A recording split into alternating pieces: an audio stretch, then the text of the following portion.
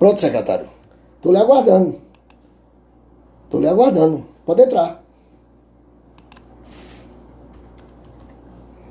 Tô aguardando o secretário aqui, porque senão aí fica ruim, né? O secretário, todo mundo vai entrar de volta aí.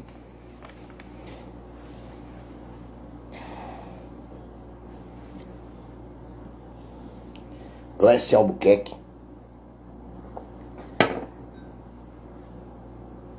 Acenou aqui. Pronto. O secretário chegou. Deixa eu ver aqui se vai dar certo.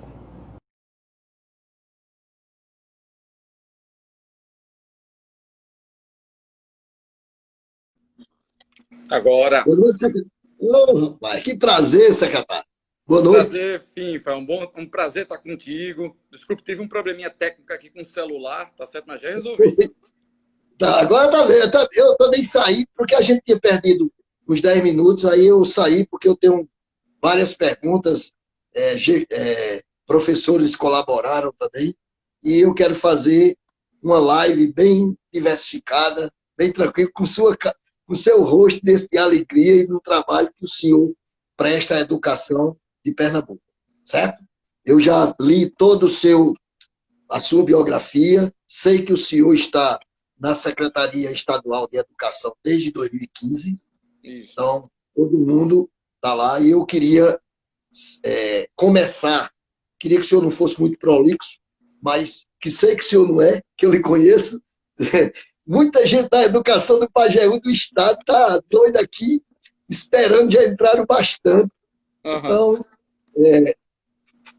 secretário, eu primeiro eu quero lhe agradecer pela disponibilidade que o senhor teve conosco, aceitar o convite e dizer que sou um admirador do seu trabalho, sei que lhe acompanho, sei que o senhor é digno de, de um secretário de educação com uma gestão qualificada, entendeu? E admirável por todo o Brasil. Inclusive, o senhor já foi presidente do Conselho Nacional dos Secretários e hoje é vice-presidente, é isso? Isso, isso. Mas Então vamos lá. bondade sua. Mas obrigado pelas Que é palavras. isso? Que é isso? Secretário, primeiro eu queria que se o senhor fizesse uma avaliação da questão da educação no Brasil, precisamente no Ministério da Educação. Em 1 ano e 7 meses, já foram 4 ministros que entraram na educação e saíram. Esse último, agora, a semana passada, o Milton Ribeiro, que assumiu agora. Que o senhor fizesse uma avaliação do Ministério da Educação no governo Bolsonaro. Fazendo uma avaliação desses últimos tempos, né, nós tivemos, né, eu diria que o terceiro ministro, né, só ficou alguns dias, então a gente não pode nem considerar muito, né, o trabalho do professor lá, Carlos Decotelli. Né? Nós tivemos dois ministros anteriores, né? O Vélez, né? E depois o Weintraub. Né? Ambos, eu acho que não conseguiram, né, realmente fazer todo um trabalho, um planejamento no Ministério da Educação focado em efetivamente trazer melhorias para a educação do Brasil como um todo. Já existiam muitas discussões importantes no Brasil, alguns projetos em andamento, mas que infelizmente o Ministério não deu o apoio para que ele seguisse. E eu estou falando do Brasil todo, não estou falando do estado X ou Y, ou município, porque quando a gente fala de educação básica, FINFA, a gente está falando dos 27 estados, mas de 5.500 municípios. Então, hoje já existe aí uma integração entre estados e municípios nos projetos que são mais importantes. O que é que o Ministério tem que fazer? Se integrar a isso, né, e tocar à frente isso. Mas, infelizmente, isso não aconteceu. Então, foi realmente um período de muito poucos avanços, de muito mais de embates ideológicos e necessariamente de avanços para a educação, infelizmente. Né? O professor Milton Ribeiro, que assumiu na semana passada, né, ele não é uma pessoa, né, assim, as notícias que chegam com uma pessoa correta, né, uma pessoa que tem uma história de ser uma pessoa muito correta, né, muito séria. Né, ele não tem experiência nem na gestão pública, porque toda a experiência dele foi numa faculdade, uma universidade particular de São Paulo. Então, ele não conhece muito da educação básica, né, e não conhece muito de gestão pública. Então, vai ser dois desafios importantes.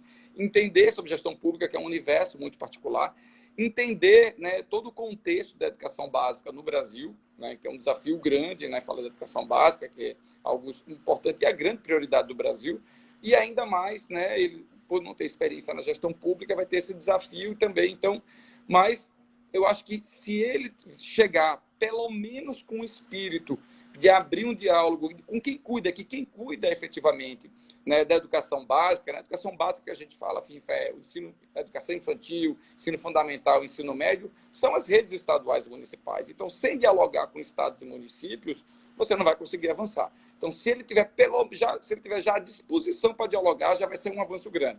E aí depois vem a capacidade de montar uma equipe, trabalhar bem a gestão e seguir em frente com os projetos e ter um olhar muito especial para a educação nesse momento de pandemia, que a educação está precisando de muito apoio, né, para poder enfrentar esse momento tão difícil no Brasil todo, não apenas em Pernambuco, mas no Brasil todo. Como é que está acontecendo a educação nas escolas públicas estaduais nesta pandemia?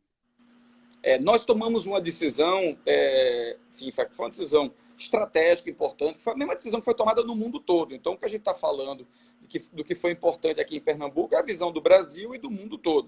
O que diferencia é o tamanho da estrutura e, é claro, as condições, né, sociais da população como um todo. Mas no mundo todo, mesmo sabendo das dificuldades, porque nenhum país do mundo, né, a gente ouve, mas nós aqui em Pernambuco não estávamos preparados, né, para poder enfrentar a pandemia, a suspensão das aulas na escola, aulas, né, não presenciais, mas nenhum país do mundo, nenhum país mais rico do mundo estava preparado para isso, né? Então, a pandemia pegou todos de surpresa e todos tiveram que construir projetos para se adaptar a isso. Mas a visão mais importante, que eu costumo dizer, e para todos que estão nos ouvindo, é a visão da importância da continuidade do processo de ensino e aprendizagem, mesmo que não seja o ideal, porque as atividades que são feitas pela internet, pela TV, pelos projetos das escolas de oferta de aulas não presenciais, óbvio que elas não substituem. A escola é sempre o principal espaço de aprendizagem, né? Porque não é apenas transmitir conhecimentos, tem a ver com as interações que ocorrem na escola entre os professores. Queria aproveitar para deixar um abraço muito especial para todos os professores do estado e daí da região, mas especialmente os nossos da rede pública estadual, mas também, tá certo, entre os estudantes. Então, a escola é um espaço muito importante, mas é muito importante não interromper o processo de aprendizagem, manter o vínculo do estudante com a escola, senão vai gerar no estudante um sentimento de abandono e de afastamento da escola. E aí, num momento de pandemia, né, tão complexo, né, com as questões envolvendo a questão do isolamento social, das questões, né, emocionais, né, que envolvem as famílias, mas pior ainda é ter crianças e jovens totalmente desconectados da escola e apenas isolados em casa. Então, a escola também tem um papel social importante, além da questão da aprendizagem. Então, uma decisão importante que foi tomada no mundo todo é dar sequência. Nós, aqui no estado de Pernambuco, a gente tem muito orgulho nisso, a gente está sempre na vanguarda. Nós somos um dos primeiros estados do Brasil a entrar com um projeto de aulas e atividades não presenciais. Você tem ideia, nós suspendemos as aulas em todo o estado no dia 18. Na semana seguinte, a gente já estava disponibilizando materiais e atividades, né, na nossa página, na internet. E 2 semanas depois, nós já tínhamos estruturado, né, muito antes, inclusive, das escolas particulares do estado. Então, a gente já estava com o nosso projeto de transmissão de aulas não presenciais, né, que estão sendo transmitidas diariamente pela internet, pelo YouTube, pelo Facebook, mas também a gente transmite por TV, por 4 diferentes canais de TV, 3 transmitem ao vivo e 1 retransmite as aulas. Então, nós conseguimos montar um dos projetos mais bem estruturados do Brasil. Estamos utilizando os aplicativos, as ferramentas mais modernas que são utilizadas em outros países do mundo, né? Também é importante destacar que, além desse grande projeto, que essa plataforma nova foi criada do governo do estado, que é o EducaPE, várias escolas, inclusive muitas daí do Pajeú, desenvolveram seus próprios projetos. Queria dar os parabéns para muitas escolas que desenvolveram seus próprios projetos e transmitir aulas para a internet. Às vezes nem tem toda a estrutura, né, mas eles estão lá, os professores, transmitindo as aulas para os estudantes, utilizando a internet. Então, estão todos, assim, efetivamente de parabéns aí nesse processo, inclusive com os resultados, assim, que a gente entende, positivos, claro, considerando o contexto, porque o contexto não é o ideal, longe de ser o perfeito, mas dar continuidade a esse processo de aprendizagem é muito importante. E o que nós utilizamos, a estrutura que nós temos, né, realmente é do mesmo nível de que qualquer escola particular daqui do estado, e a gente está utilizando as ferramentas que o mundo todo está usando, como as ferramentas do Google, do G Suite, Google Classroom, que é utilizada nas escolas particulares e nas escolas do mundo todo. Qual é o nosso desafio, o maior desafio? É o fato de que aqui nem sempre todos os nossos estudantes, né, têm acesso à internet. Então, a gente vai ter que ter um olhar para poder ampliar ao máximo o acesso aos estudantes da internet. Estamos trabalhando fortemente nisso. E, em paralelo, e aí isso é um ponto importante, a gente entender que na volta às atividades presenciais nas escolas, né, quando a gente puder retornar às aulas nas escolas, a gente vai ter que realmente ter um olhar muito especial para apoiar, né, não só o conjunto geral de estudantes que vão precisar de um reforço, de reposição de aulas, né, todos eles, mas também tem um olhar especial para aqueles que tiveram mais dificuldade de acesso, que você pode ter um estudante, né, que uma parte dos estudantes, mesmo das nossas escolas públicas, que conseguiram acompanhar as aulas, mesmo que não seja, como eu disse, no contexto ideal, mas outros tiveram mais dificuldade. Então, a gente vai ter que ter um olhar especial para aqueles que tiveram mais dificuldade, especialmente no retorno. Mas, independente disso, estamos também sempre planejando, trazendo novidades, e estamos aí estudando uma novidade para ampliar o acesso à internet dos nossos estudantes em todo o estado. Claro, mas vamos seguir também com as aulas, né, pela TV, nesses 3 diferentes canais de TV. Secretário, tem uma pergunta que eu acho que todos os ouvintes que estão nos assistindo querem saber. E eu vou fazer 2 perguntas. A primeira é, quando vai acontecer o retorno das aulas presenciais? E quais medidas serão tomadas em relação à estrutura das escolas para garantir a segurança dos estudantes e dos funcionários? Pronto. Na realidade, a gente vem trabalhando do mesmo jeito que o governo do estado construiu um plano de convivência com a Covid, né? E convivência é uma palavra importante.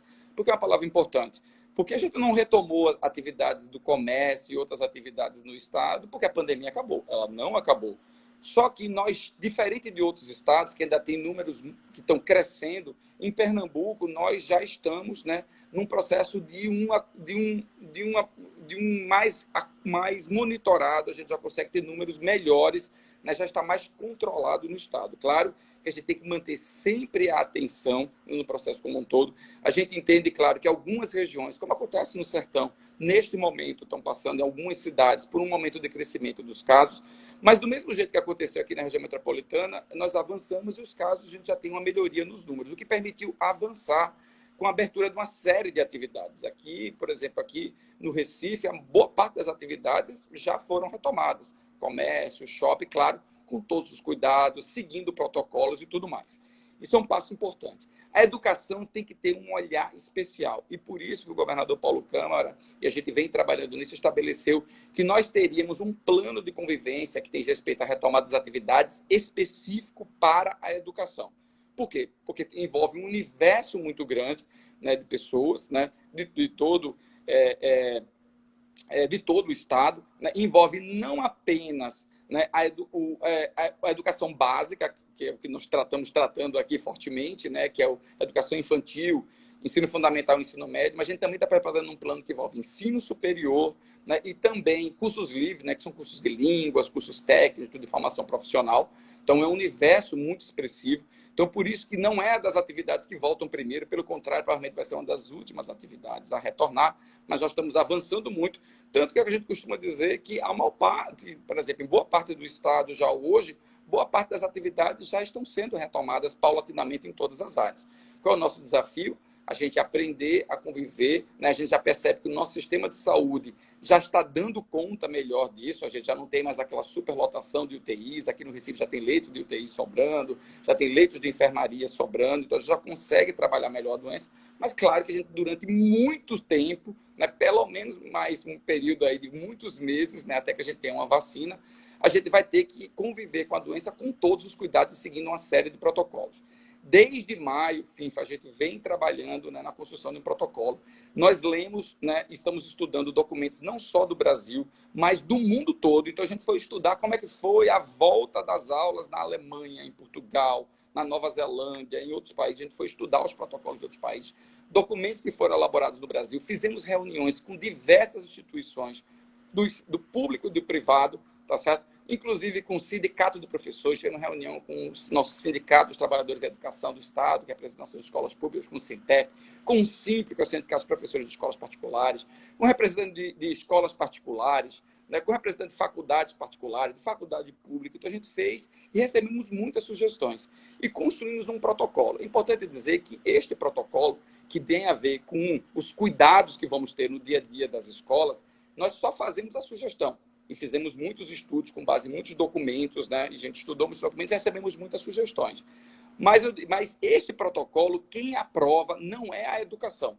Não sou eu como secretário. Né?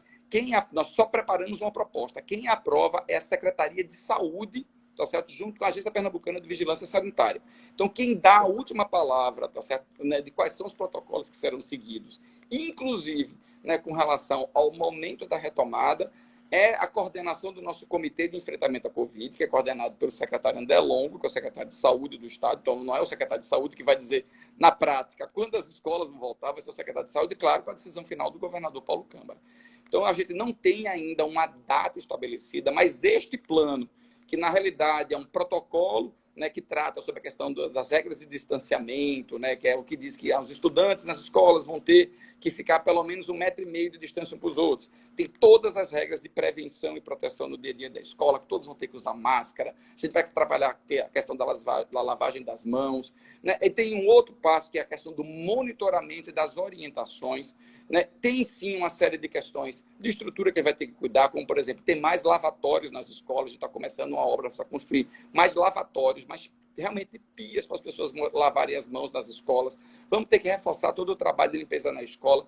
Mas adianto para todos que o grande segredo, tá certo, da proteção não está, né, só em estrutura, né? Está na questão cultural, na questão das orientações, em a gente criar os hábitos que são importantes. Né? Você pode ter várias pias para lavar as mãos. Se os estudantes não tiverem os hábitos de lavar a mão constantemente, não vai funcionar. Né? Então, tem a ver com a gente, todos nós nos unirmos, né? Ou seja, como está acontecendo com a pandemia como um todo, tem muito mais a ver com a gente cumprir as orientações que estão postas do que necessariamente com estrutura. Mas é claro que no dia a dia da escola a gente vai ter que tomar muito mais cuidados, né? Enquanto a pandemia ainda existir. Então, a gente vai ter que ter uma atenção especial, por exemplo, uso de máscara obrigatório em todas as escolas, regras de distanciamento que vai implicar na redução da quantidade de estudantes em sala de aula. Então, não uma parte das escolas, a gente vai ter que dividir as turmas. Né? O que vai implicar, e como a gente não tem o dobro de espaços da escola, a gente vai ter que trabalhar no sistema de rodízio. O que é que significa? Que a gente vai ter, nunca a gente vai ter todos os estudantes de volta na escola. A gente vai trabalhar no máximo, mesmo quando todas as turmas voltarem, e o nosso plano, né, de retomada prevê a retomada em etapas, a gente vai levar mais de um mês para voltar. Quando a gente começar a voltar com as turmas, viu, FIFA, a gente vai levar mais de um mês, que são 6 etapas de retomada. Vamos levar mais de um mês para retomar em todas as escolas do Estado. E ainda assim, não vão voltar todos os estudantes, vão voltar todas as turmas, porque as turmas vão ter que ser divididas. A gente vai ter que trabalhar no sistema, provavelmente, de rodízio, onde uma parte dos estudantes vai estar na escola, uma parte dos estudantes vai estar em casa no período e depois inverter, tá certo? Então, a gente vai trabalhar muito tempo com algo que a gente chama de ensino híbrido, que é o que está acontecendo no mundo todo. Porque isso que eu estou te contando está acontecendo em todos os países do mundo, em outros lugares do Brasil. Então, a gente vai ter, né, que, durante um bom tempo, conviver com atividades presenciais nas escolas, quando a gente puder voltar, com atividades não presenciais. Mas o plano está desenhado, este protocolo, né, que envolve o funcionamento de todas as escolas, que vale para o público, não é só para a rede estadual, vale para o público e vale para o privado também. Tá? Ele é um protocolo que já está pronto, inclusive, tá certo? Já está validado pela Secretaria Estadual de Saúde, já está validado pela Agência Pernambucana de Vigilância Sanitária, atendendo aí. Eu diria que 80% dele hoje já é quase uma unanimidade, quase que a nível mundial, do que é mais importante para o dia a dia de funcionamento das escolas. Tá? Esse plano de retomada, nós temos uma proposta, o que é que falta? A data. Né? A data é quando a gente vai poder convocar. E aí as pessoas me perguntar, e quando é que a gente vai ter essa data? Esta data está diretamente relacionada ao acompanhamento dos números da pandemia no Estado. Tá? A educação tem que ser feita com muito cuidado. A gente sabe, e eu sou um grande defensor da escola e da importância do aprendizado que é feito na escola.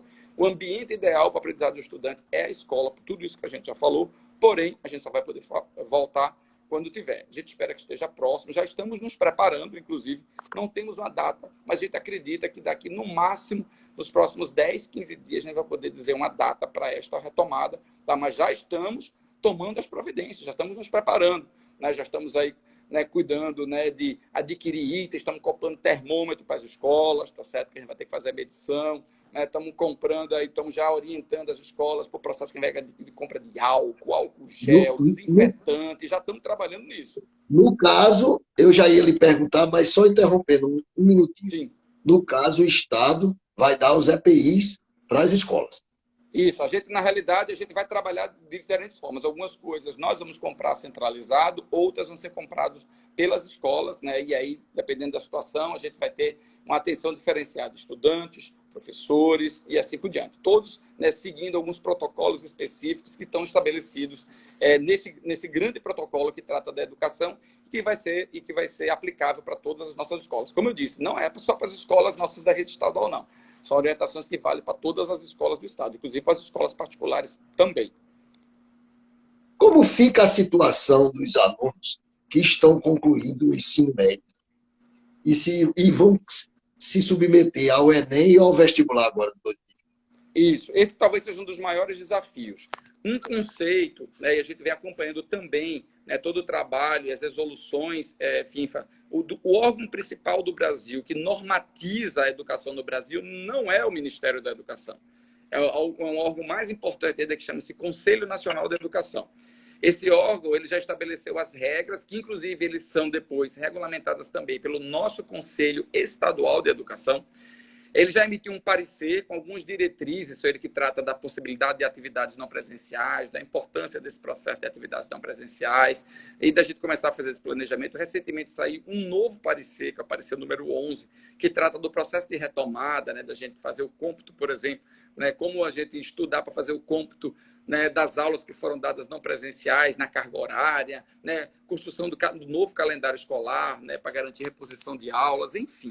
Uma série de aspectos importantes, né, estão sendo aí construídas. E esse órgão nós trabalhamos nesse sentido para a construção deste calendário, né, especificamente. Tá? Então, a gente está trabalhando muito com um conceito para todos os anos, tá certo? Com um conceito de que a LDB, que é uma lei, a lei mais importante da educação, né, chama-se LDB, que é a Lei de Diretrizes e Bases da Educação, ela também prevê a possibilidade de, em determinado momento, você adotar um critério que chama de ciclo. O que é isso? Você não trabalhar só com um ano letivo, mas uma visão do ponto de vista de aprendizagem, porque o mais importante para a gente não é dias letivos, o mais importante para a gente não é carga horária, o mais importante é a aprendizagem. E pode ser realmente, num contexto tão difícil como esse, que a gente não dê conta de, neste ano letivo, dar conta de toda a aprendizagem que nós tínhamos planejado, que todas as nossas escolas tinham planejado. E aí entra a importância da gente entender que talvez a gente precise dar continuidade, fechar esse processo, não apenas no ano letivo de 2020, mas também no ano letivo de 2021, que a gente chama de ciclo. Então, a gente não vai trabalhar só com 2020, mas 2020 e 2021. Ainda assim, a gente vai ter que concluir oficialmente o ano letivo de 2020 em algum momento. Não vai ser, provavelmente, já na primeira quinzena de dezembro como normal. Provavelmente, a gente vai ter que entrar um pouquinho em 2021, tá certo? Mas não vai poder ser muito, porque a gente vai ter que cumprir os 200 dias letivos de 2021.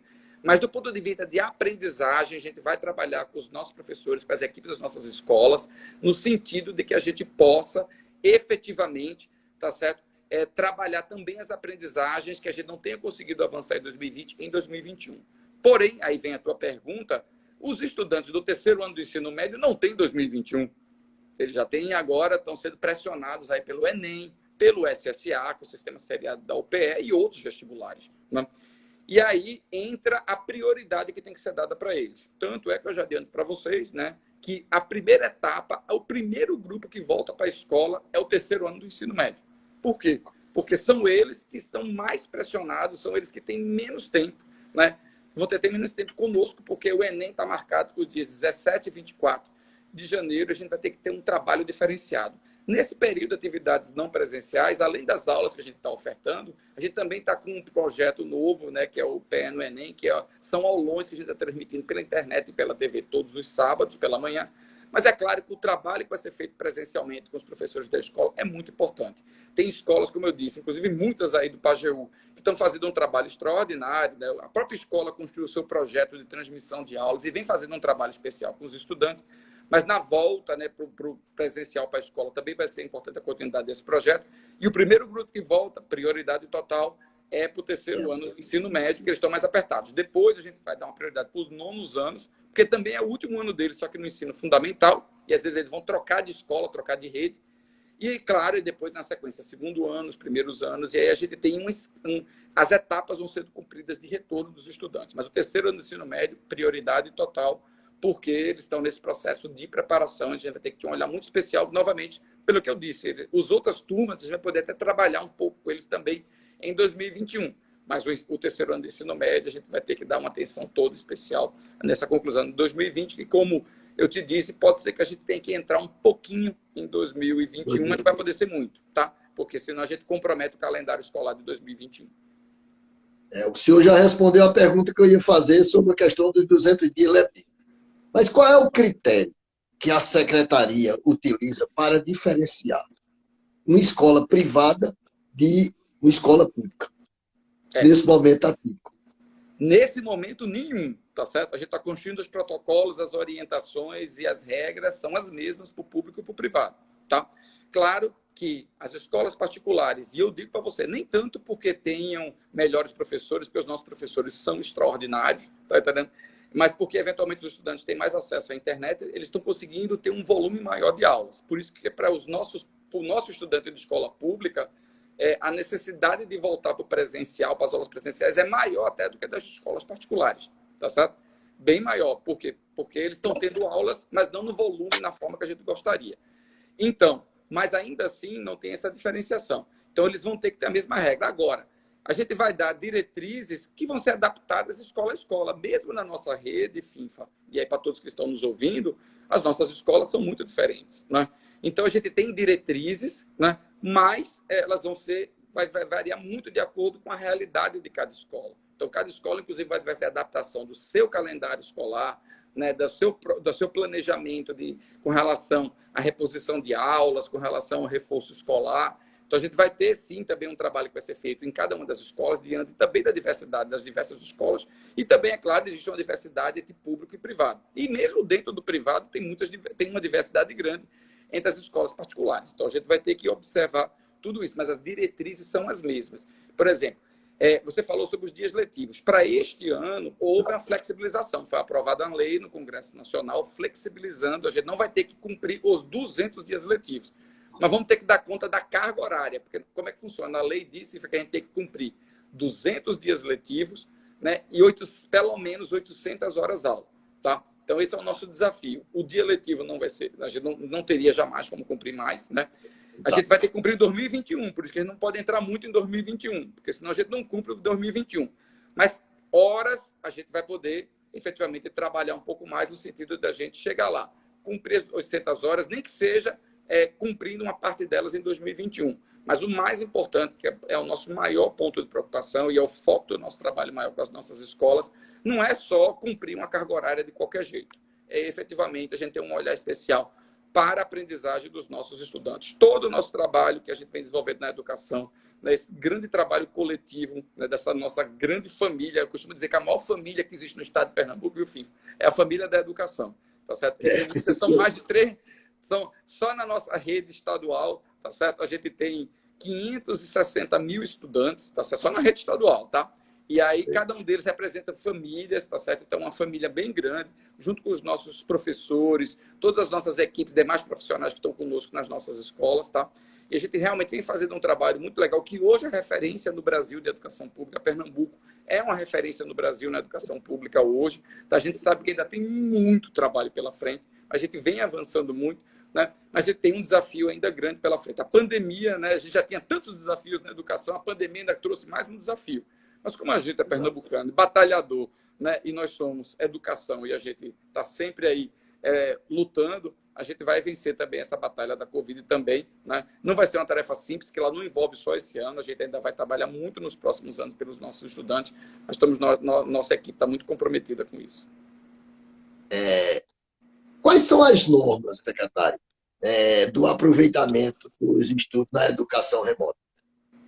Isso, na realidade, né, existem algumas definições mais genéricas ainda com relação ao tema. Primeiro, o Conselho Nacional da Educação primeiro estabeleceu da validade, né, das atividades não presenciais e da possibilidade, né, de você computar essas atividades, essas aulas não presenciais pela internet, pela TV, por rádio, não importa, para efeito do cômputo da carga horária, tá?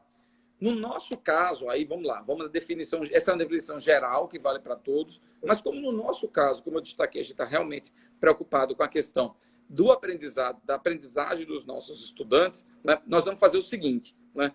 Quando retomarmos as atividades presenciais, você que já está desenhando, né, e aí a gente vai trabalhar junto com as nossas escolas, que cada escola, observada as diretrizes, vai construir esse processo, vai fazer uma avaliação diagnóstica desse período. O que é avaliação diagnóstica? Não é para dar nota para o estudante, é para a gente perceber como é que foi a aprendizagem dos estudantes nesse período.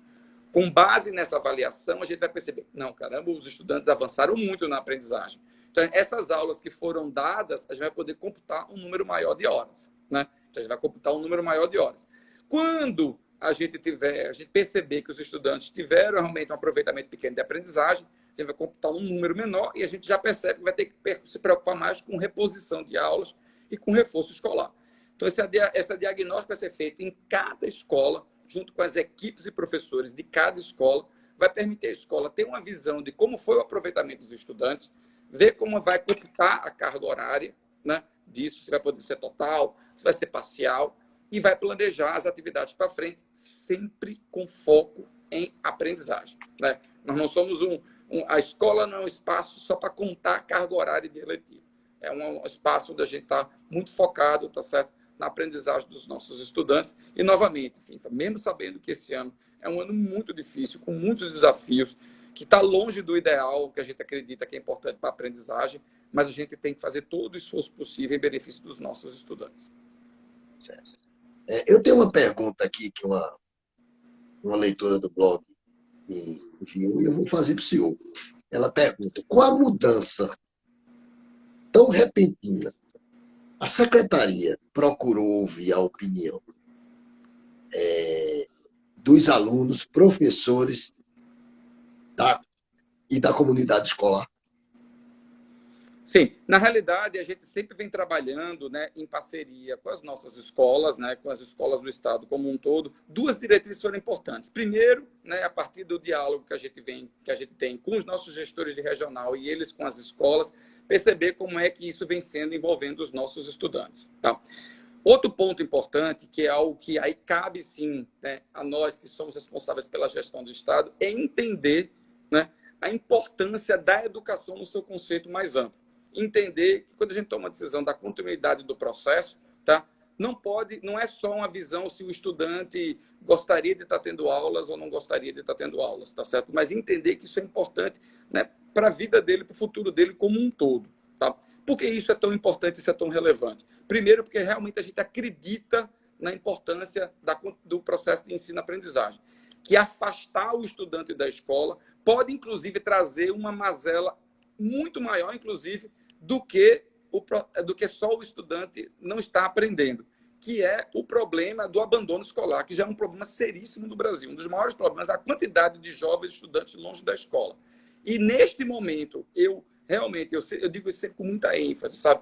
A gente abandonar os nossos estudantes sem desenvolver nenhum projeto, tá certo? Realmente não é o melhor caminho e não foi o caminho tomado em nenhum lugar do mundo, tá certo? O mundo inteiro entendeu a importância de dar continuidade ao processo, né? Novamente, não é só aqui no Brasil, em todo lugar, com muitas dificuldades, porque ninguém se preparou para isso.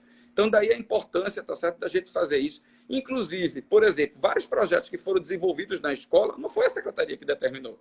A secretaria, na realidade, desenvolveu o projeto mais amplo, que é o EducaPE, né, que é essa plataforma que nós transmitimos aulas todos os dias, mas boa parte dos projetos que nós temos hoje na escola foi uma decisão da escola, não foi a secretaria que obrigou. E isso eu acho extraordinário para a nossa rede. E aí eu fico, assim, novamente, dou os parabéns, e eu digo que até me emociono, tá certo? De ver o quanto a nossa rede teve essa visão importante de estar próximo do estudante, que isso é muito relevante nesse momento. Eu não estou falando só sobre aprendizagem, eu estou falando de estar perto, de estar acompanhando, né, de não abandonar o estudante nesse momento, né? Eu realmente a pessoa entender, tá certo, que o estudante ficar 3, 4 meses afastado da escola, tá certo, seria positivo para o estudante e não seria. Imagina um estudante isolado em casa, sem nenhum contato da escola, essa retomada seria difícil. Muitos iriam abandonar se ele não tivesse tendo nenhum trabalho que estivesse sendo desenvolvido nesse momento. Imagina os estudantes que estão se preparando para o Enem. Meu Deus do céu, como é que eles iam ficar nesse momento? 4 meses sem nenhum contato com a escola, com o professor, sem nenhum tipo de aula, sem nenhum tipo de atividade. Isso é muito ruim, é ruim para o desenvolvimento, né, da criança, do jovem, para o estudante. Então, a continuidade é uma decisão importante, uma decisão estratégica importante. E aí, o que a gente teve que respeitar?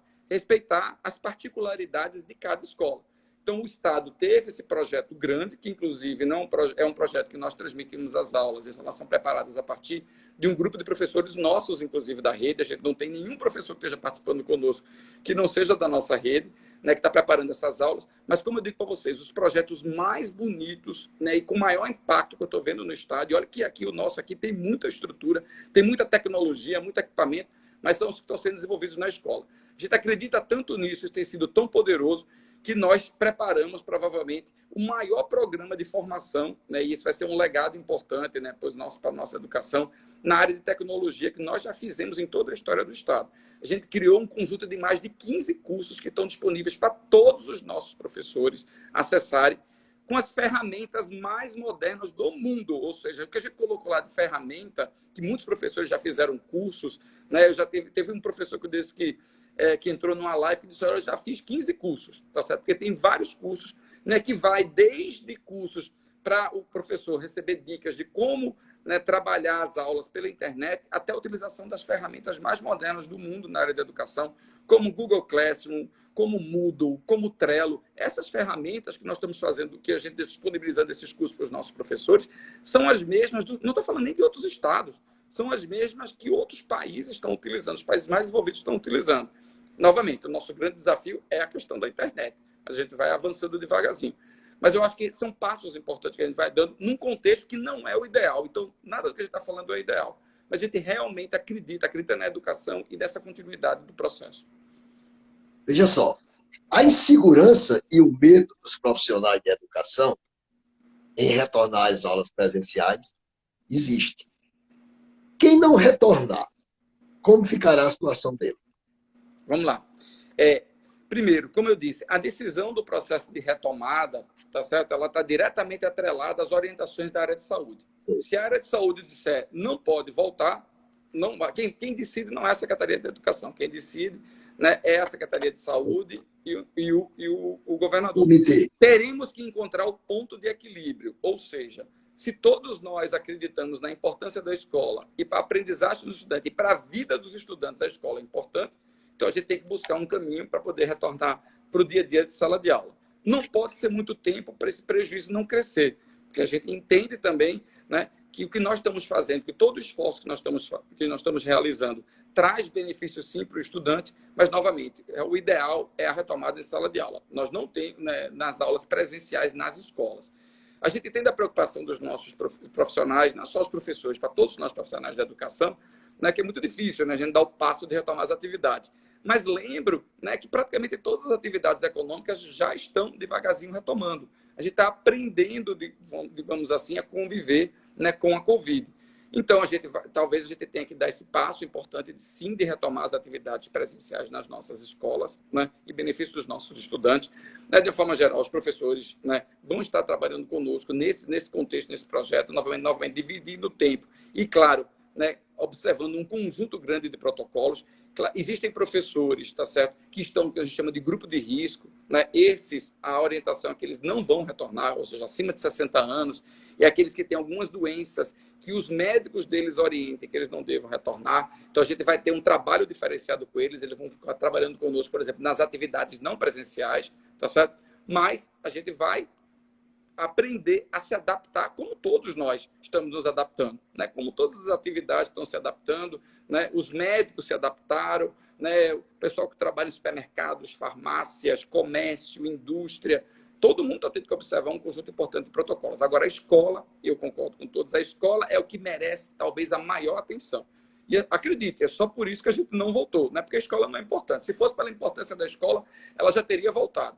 A gente não voltou porque a gente precisa aguardar realmente uma certeza melhor da melhoria dos números. Felizmente, eles continuam melhorando no nosso estado como um todo. Existe diferença entre as regiões. Então, pode acontecer, não é a nossa ideia, né? O plano está sendo construído para, quando a gente retomar no estado todo. Mas é claro que pode acontecer de assinar que nós vai retomar a semana que vem. Em uma determinada região, um conjunto de municípios está na situação ainda com números muito difíceis. Aconteceu isso com o comércio, você lembra? Quando o comércio, o Recife retomou antes das outras regiões. Mas não é porque tinha um plano para o Recife, um plano para o interior. É porque, quando chegou a semana de retomar, os números em algumas regiões do interior não eram favoráveis, a gente segurou. Isso pode acontecer também em algumas regiões do interior do estado, né? Mas o plano está sendo pensado no estado como um todo. Mas a gente vai ter a oportunidade de, com calma, explicar isso com todos. Essa retomada vai ser gradual. Inclusive, as duas primeiras fases da retomada não tem nem estudante na escola. A primeira fase vai ser só a equipe de gestão, que vai preparar, né, para fazer, né, o acolhimento dos nossos professores. Então, a gente primeiro vai trabalhar o acolhimento dos nossos professores, sem pensar em aula. E aí, depois, na sequência, os professores, junto com a equipe da escola, vão planejar uma outra etapa importante, muito antes de pensar em aula, que é o acolhimento dos nossos estudantes, né? Fazer um trabalho de acolhimento com todos, tá certo? E aí vamos preparar todo o processo, e aí na etapa seguinte a gente começa as aulas, e ainda assim começando em etapas. Se quando a gente começar, tiver uma teoria, começar a surgir casos, a gente não vai ter nenhum problema de retomar, de suspender esse processo. Né? Porque a prioridade, com certeza, tá certo? É para a saúde das pessoas. Mas se a gente tomar os cuidados, se Deus quiser, a gente devagarzinho vai poder dar passos importantes nesse processo de retomada, mas, novamente, em benefício dos nossos estudantes.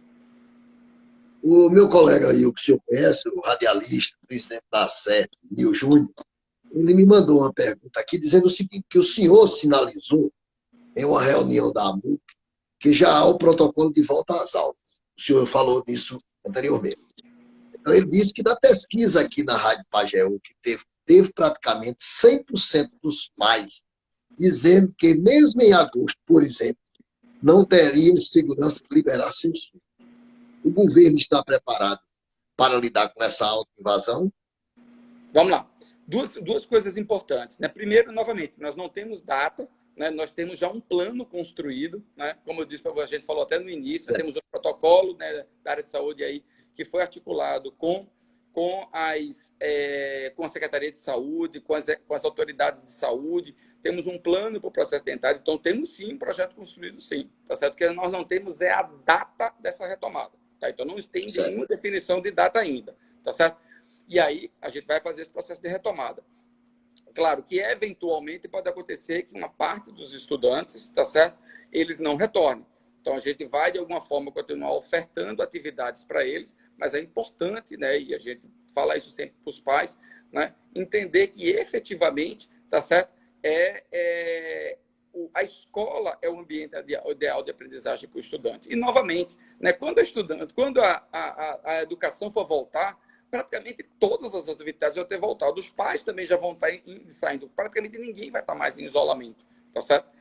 Inclusive, todos sabem disso, a maior preocupação, né, com diz respeito à educação de uma forma mais ampla, não diz respeito especificamente aos jovens e às crianças. Claro que tem uma preocupação também com os jovens e as crianças, mas como todos sabem, né, nos casos de Covid, os casos graves de Covid, não chega nem a 1%, né, os casos, né, daqueles que são abaixo de 30 anos. Quando você cai para abaixo de 18 anos, né, os números é 0, alguma coisa por cento. Qual é o grande... E a maior parte dos jovens são assintomáticos, então eles nem têm, mal sentem uma gripe. Qual é o problema especificamente? Aí tem que ter cuidado. Primeiro, os grupos de risco, né? Sejam jovens, sejam professores, precisam de uma atenção especial. Né? E o grande desafio era que, como a escola é um ambiente com muita gente, poderia ter um processo de contaminação e os jovens, mesmo não agravando, poderem levar isso para casa. Mas provavelmente até o final do mês, a maior parte das atividades do Estado já vão ter retomado. Então, as pessoas já estão indo para o comércio, estão indo para o supermercado, estão indo trabalhar. Então, está todo mundo já circulando e nem sempre o jovem está em casa trancado. Né? Então, a gente vai ter que perceber quando é esse momento que é possível, ou seja, a pandemia está mais controlada no Estado, não é que ela acabou, mas está mais controlada. Quando as atividades todas já tiverem retomado, né, porque a gente já tem agora um processo muito amplo, né, aqui no Recife, aí no Sertão até menos, que eles estão algumas etapas atrás. Mas aqui no Recife, enfim, o comércio já voltou, os shoppings já abriram, né, os serviços já estão voltando. Né? Então, a gente já tem uma retomada paulatina e vai chegar o momento da educação. Tá? Mas é claro que a gente vai ser feito com cuidado, com um conjunto enorme de regras e protocolos que a gente vai ter que seguir.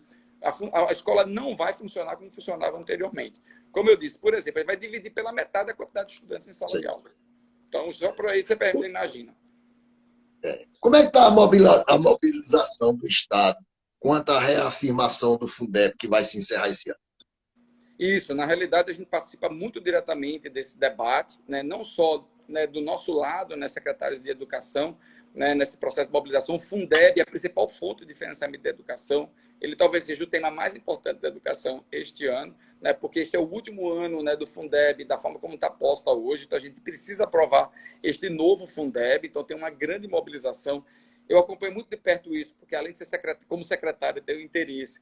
Eu também sou vice-presidente do Conselho Nacional de Secretários de Educação, então eu estou sempre nos debates. Sexta-feira passada mesmo, eu estava participando de um debate com os deputados da Comissão Especial do Fundeb, inclusive o nosso deputado federal, Danilo Cabral, né, que ele é ex-secretário de Educação, ele também participa da Comissão da Educação, vem acompanhando as discussões do Fundeb. Então, o Fundeb é uma pauta totalmente prioritária. Para o Estado é prioritária, para os municípios mais ainda, porque os municípios, né, dependem ainda muito mais, né, da questão do Fundeb. Então, realmente, existe uma grande mobilização nacional.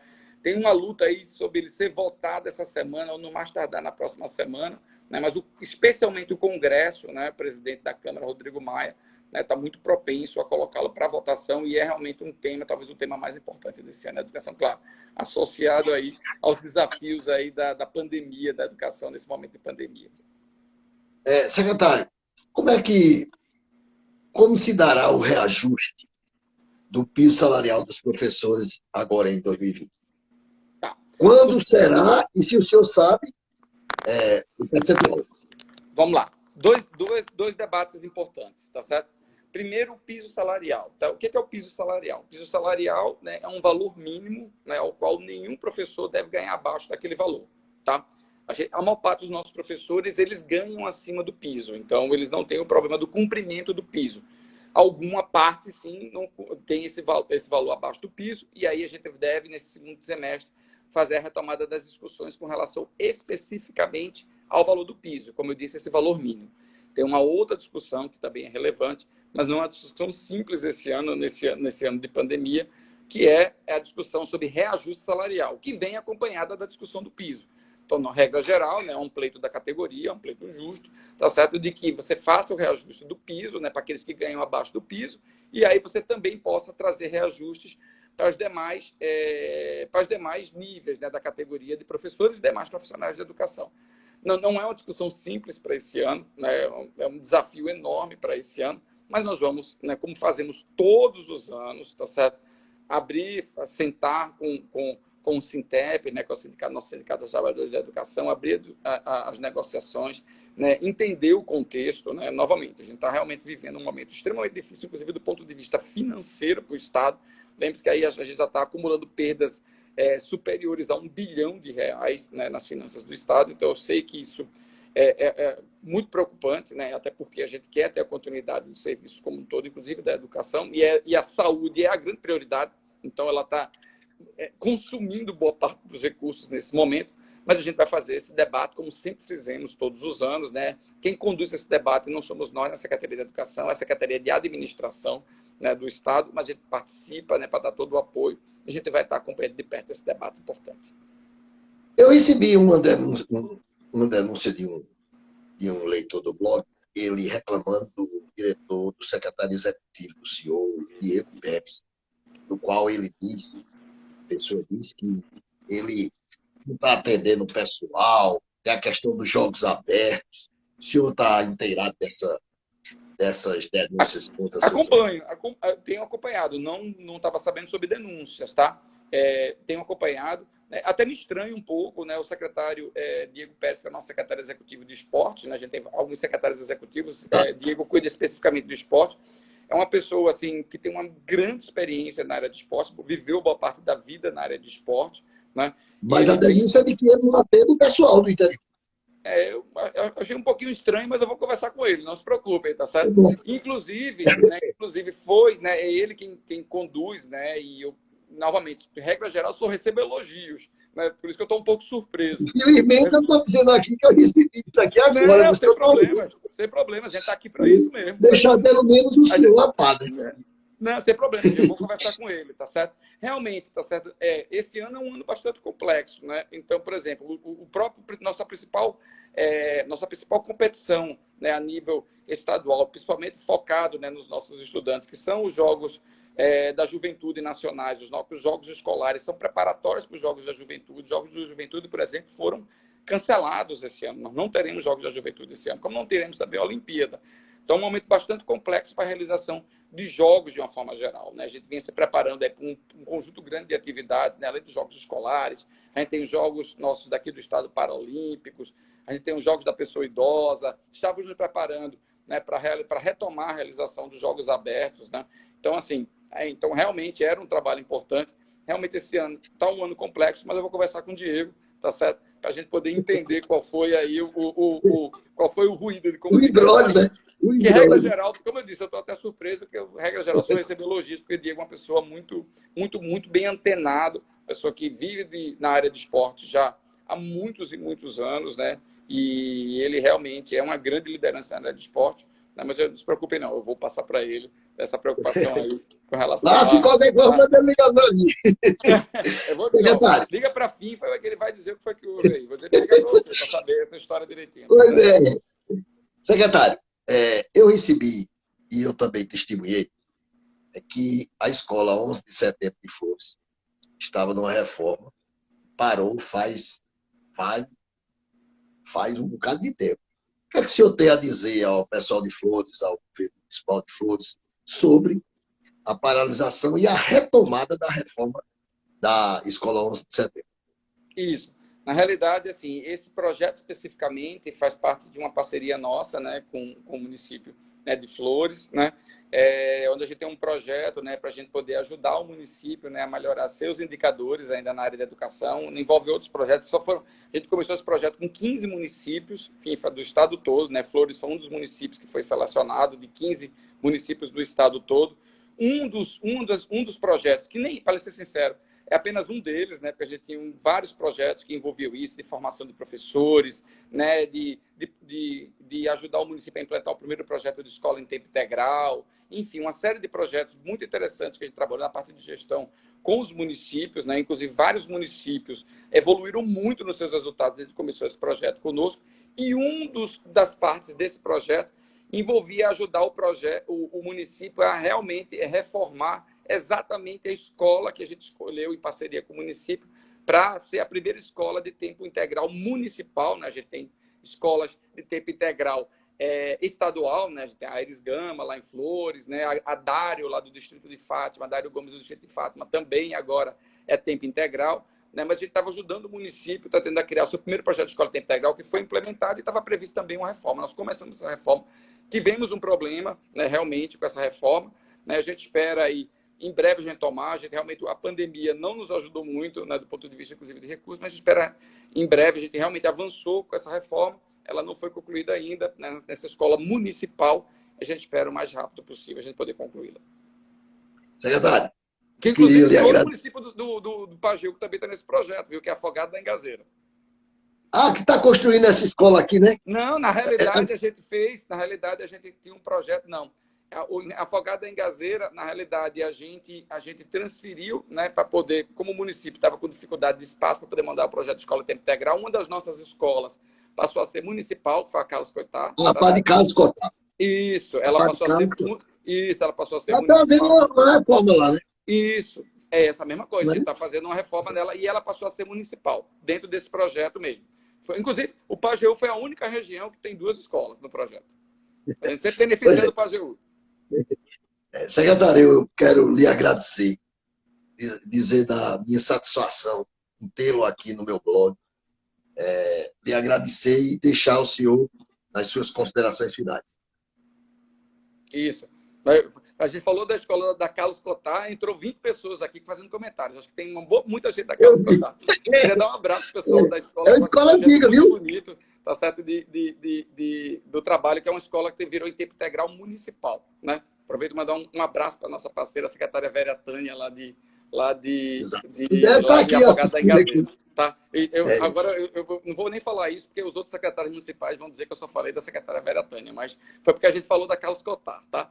Mas, enfim, da parte de Carlos Cotar. Agora, gostaria de realmente deixar agradecer, FINFA, aí a oportunidade de poder conversar com todos, né? Não só aí do Pajeú, Está todo. mas eu estou vendo que entrou gente do estado todo nessa nossa conversa aqui, tá certo? E realmente, assim, agradecer a oportunidade. É sempre muito bom a gente poder falar sobre educação, a gente prestar esclarecimento aí para todos. É importante as pessoas entenderem o trabalho que vem sendo realizado, nosso esforço num momento tão difícil da gente poder manter esse trabalho com os nossos estudantes, estar próximo dos nossos estudantes, né? Isso não é uma tarefa simples, né? A educação sempre tem muitos desafios, né? Ainda mais nesse momento de pandemia, mas eu queria registrar novamente o nosso compromisso e toda a nossa equipe, né? De seguir firme com o trabalho, trabalhando muito, né? Acho que eu estou trabalhando muito mais nessa pandemia do que em outros momentos, né? Você mesmo sabe, né? Foi uma dificuldade para a gente marcar essa nossa conversa. Exato. Né? Mas a gente está muito firme nesse projeto, né? A gente vai superar mais esse desafio. Esse ano não é ano 5, mas a gente vai estar junto, trabalhando muito ainda pela nossa educação. Queria realmente mandar um abraço aí para... Temos muitas pessoas aí da nosso time, não só temos de redes municipais acompanhando, diversos professores, mas realmente eu não posso deixar nosso abraço, né, para os nossos professores e gestores da nossa equipe da Rede Estadual de Educação, né, e a nossa aí do Pajeú é extraordinária, mas também de todas as regiões. Enfim, deixar o nosso abraço aí para todos. Obrigado pela oportunidade, tá? O tempo é curtinho, né? Queria ter falado de muitos outros assuntos. A gente tinha também que... Esse passa rápido. Rapidinho. Já está faltando agora 3 minutos para encerrar e a live só dá 1 hora, mas tinha diversos... Mas em outra oportunidade, se Deus quiser, a gente conversa. Muito obrigado pela sua disponibilidade. Mas aí reforçar realmente o nosso compromisso, tá certo, com a aprendizagem dos nossos estudantes, com a educação do nosso Estado, e que não é só meu, né? É dessa nossa grande família da educação. Vou dizer uma coisa para você, que eu tenho dito sempre, eu tenho feito algumas reuniões, enfim, alguns encontros com os nossos gestores de escolas, professores, e eu digo sempre isso, nossos gestores de escola sabem que eu sempre digo isso, tá certo? Para mim, nesse nosso trabalho de educação aqui no Estado, é feito casamento, tá certo? A gente tem que estar junto, na alegria e na tristeza, na saúde e na doença, mas a gente está junto trabalhando pela nossa educação, tá certo? Um abraço para todos. Tá certo. Olha, eu quero lhe agradecer mais uma vez. Me responda só sim ou não.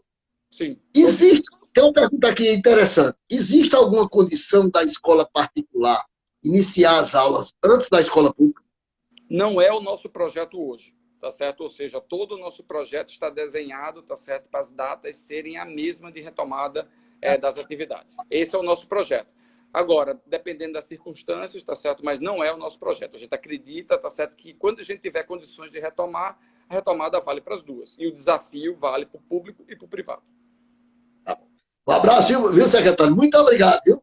Obrigado, FIFA. Obrigado pela oportunidade. Um abraço para todos. Eu espero, muito em breve, né, a gente poder se encontrar pessoalmente, de preferência, aí no Pajeú. Tá bom? Um abraço. Com certeza. Outro. Até logo. Boa noite.